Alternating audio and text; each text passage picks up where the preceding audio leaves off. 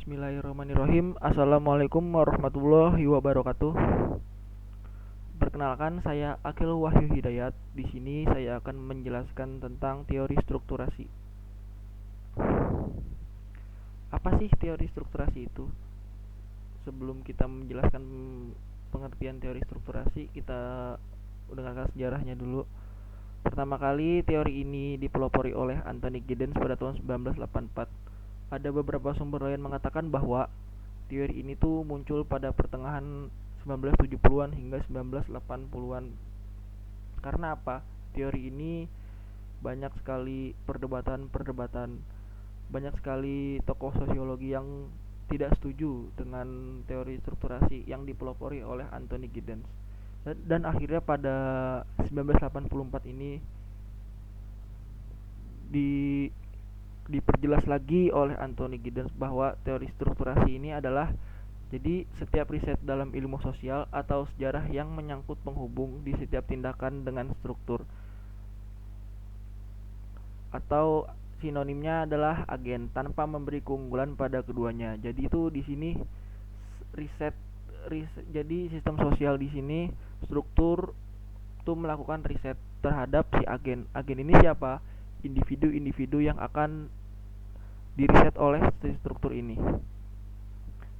Ya, nah yang jelasnya adalah jadi strukturasi adalah suatu proses bagaimana aktor memproduksi struktur melalui sistem interaksi yang muncul sebagai dari penggunaan struktur. Jadi aktor ini memproduksi struktur melalui sistem interaksi ini yang muncul sebagai dari penggunaan struktur. Nah, sistem sistem interaksinya ini ke siapa? Yaitu ke agen. Agen ini sebagai individu-individu dari penggunaan si struktur ini. Jadi sistem hubungannya ini menunjukkan bahwa aturan membatasi interaksi sosial aktor. Sementara sumber daya ini, si struktur ini memfasilitasi dan mereproduksi interaksi aktor. Secara universal emang struktur berupa nilai moral, tradisi, impian ideal, bahkan institusi sosial bersifat stabil. Namun demikian struktur dapat diubah apabila terdapat tindakan yang tidak disengaja. Nah, di sini ada dualitas strukturasi. Apa sih dualitas strukturasi ini? Dualitas strukturasi ini termasuk ke dalam komponen-komponen yang ada di dalam teori strukturasi. Yang pertama ada dualitas struktur. Dualitas struktur dan dualisme objek dan subjek atau agen. Jadi si struktur ini benar-benar masuk ke dalam peranata sosial yang paling atas, dan targetnya itu siapa? Targetnya ini si objeknya ini atau si agennya ini. Nah, pengertiannya di sini dualitas struktur selalu merupakan dasar utama dalam kesinambungan mereproduksi ruang dan waktu. Sedikit banyak dualitas struktur yang telah memberi keterangan bahwa si agen dan struktur berintegrasi membangun identitas yang didukung oleh pengetahuan latar karena ruang dan waktu memiliki karakteristik tertentu. Jadi tuh dualitas agensi dan struktur sangat penting untuk memahami kompleksitas yang ada di dalam keduanya. Agensi yang berpengetahuan dapat menyimpulkan dari pengalaman lokasi mereka dalam struktur. Kebebasan yang dimiliki agensi ini dalam lingkungannya bergantung pada kompleks agensi yang diamati.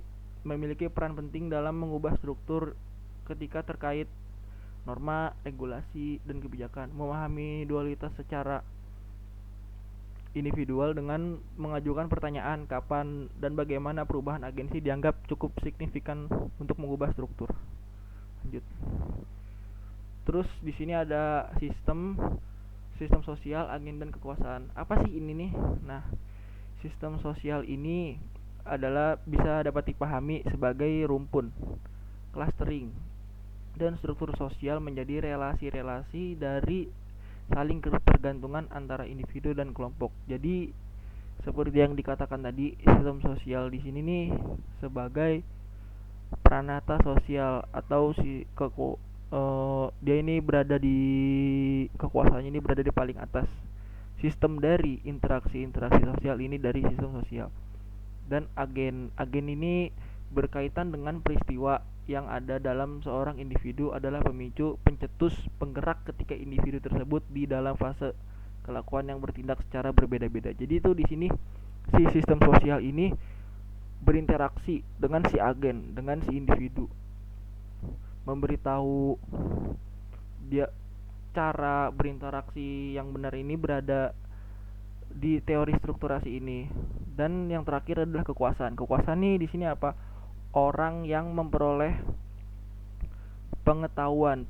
Pengetahuannya ini dari mana? Dari si sistem sosial. Jadi si sistem sosial ini memberi pengetahuan kepada agen. Dan dari sini agen tuh memiliki kekuasaan terhadap interaksi sosial. Nah, terus jenis-jenis strukturasi. Yang pertama ada signifikasi, yaitu menghasilkan makna melalui pengorganisasian elemen kebahasaan. Jadi tuh di sini menghasilkan makna-maknanya tuh apa aja terhadap elemen-elemen dalam interaksi sosial. Yang kedua ada legitimasi. Legitimasi ini berupa moral, norma, nilai, dan standar sosial. Apa sih ini? Jadi tuh peraturan-peraturan yang ada di sistem sosial, peraturan-peraturan yang ada di kehidupan bermasyarakat. Kurang lebih seperti itu. Yang ketiga ada dominasi. Dominasi ini proses produksi dan eksekusi kekuasaan melalui pengendalian berbagai sumber daya. Jadi itu ada beberapa agen yang sudah memiliki kekuasaan ini masih dipantau oleh si dominasi ini melalui pengendalian sumber daya. Sekian presentasi dari saya, kurang lebihnya mohon maaf. Mohon maaf bila ada salah kata. Wassalamualaikum warahmatullahi wabarakatuh.